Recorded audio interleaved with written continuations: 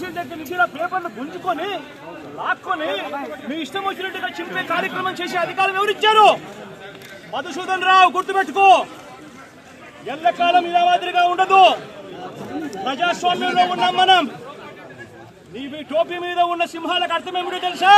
అధికారంలో ఉన్న వాళ్ళకు సెల్యూట్ కొట్టడం కాదు, ప్రజాస్వామ్యాన్ని కాపాడడం కోసం మీరున్నారు. గుర్తుపెట్టుకోండి.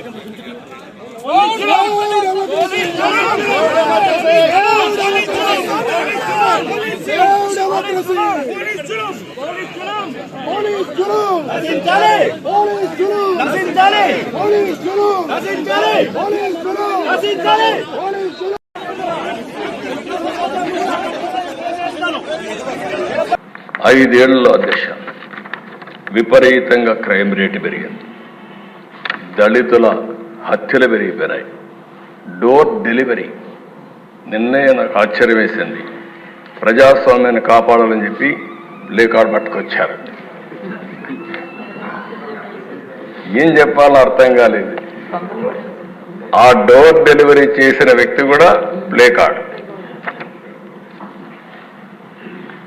ఇంకొక పక్క అధ్యక్ష ఎమ్మెల్యే దాడులు.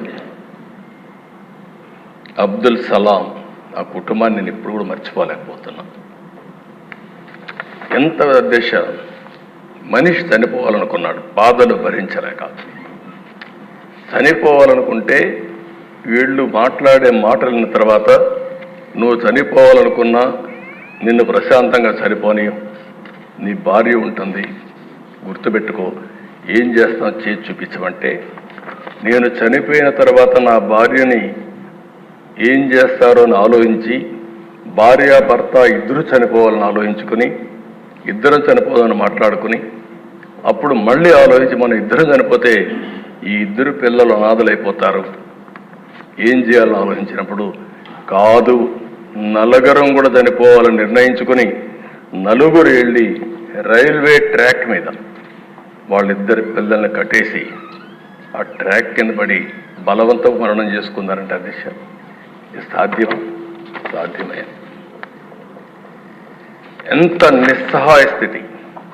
ఈ విషయం మనం గుర్తుపెట్టుకోవాల్సిన అవసరం అది జరిగితే పరామర్శించినటువంటి ఆనాటి ముఖ్యమంత్రి నిన్న అదే పార్టీకి ఒకప్పుడు చెందిన ఇద్దరు వ్యక్తులు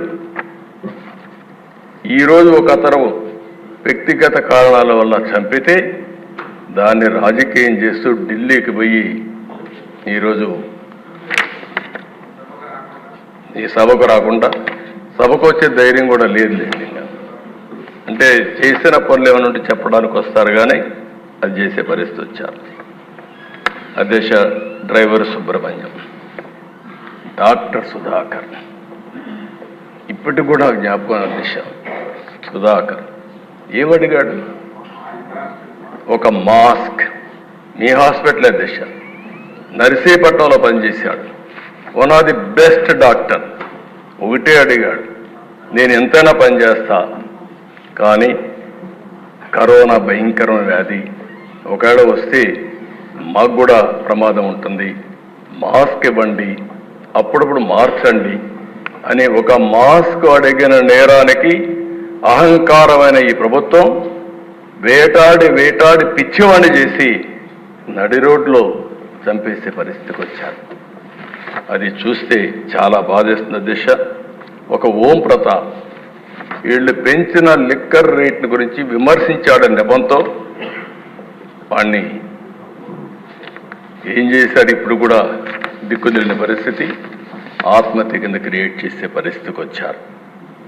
బాపట్ల అధ్యక్ష ఆ జిల్లాలో 10వ తరగతి ఏడే అనగాని సత్యప్రసాద్ ఉన్నాడు. 10వ తరగతి చదివే బాలుడిపై అమర్నాథ్ ఆయన చేసిన పని ఏంటి అధ్యక్ష? అక్కని అవమానిస్తున్నారు, ఎకిల్ చేస్తున్నారు.